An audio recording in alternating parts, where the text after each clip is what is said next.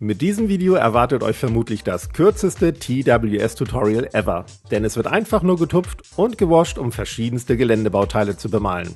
Aber erstmal moin moin und herzlich willkommen zum TWS. Meine Anleitung zum Tupfen von Rosteffekten hatte ich ja mit einer bereits bemalten Fliese gestartet. Und mich erreichten danach unglaublich viele Fragen, wie ich diese denn abseits der Kamera eingefärbt hatte. Nicht, dass ich es euch vorenthalten wollte, aber einerseits sollte es wirklich nur ums Erzeugen des Rosteffektes gehen. Zum anderen hatte ich ja erst wenige Wochen zuvor ein Video übers Tupfen mit Farben gemacht. Aber kein Problem, hier gerne die entsprechende Anleitung.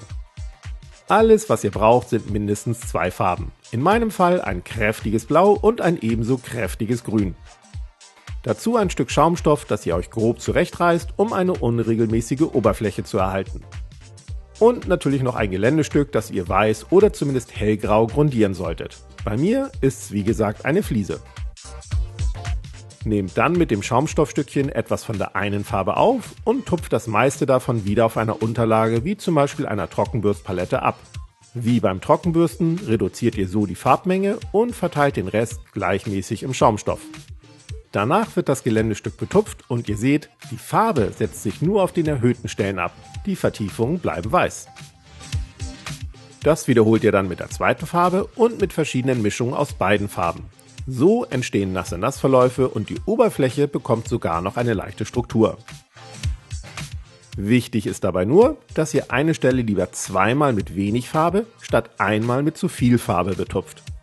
Einfach, damit keine Farbe in die Vertiefung gelangt. Denn dafür ist nach dem Trocknen ein dunkelgrauer Wash zuständig. In meinem Fall meine eigene Mischung, aber ihr könnt zum Beispiel auch Dark Grey von Vallejo oder Nuln Oil von Games Workshop oder auch zwei Washes für einen Nasse-Nass-Verlauf nehmen. Den Überschuss auf den erhöhten Stellen tupft ihr dann aber direkt mit einem Küchentuch wieder ab, damit die zuvor aufgetupften Farben weiterhin gut zur Geltung kommen. Und das war's auch schon. Und natürlich geht das auch mit anderen Farben und anderen Geländestücken.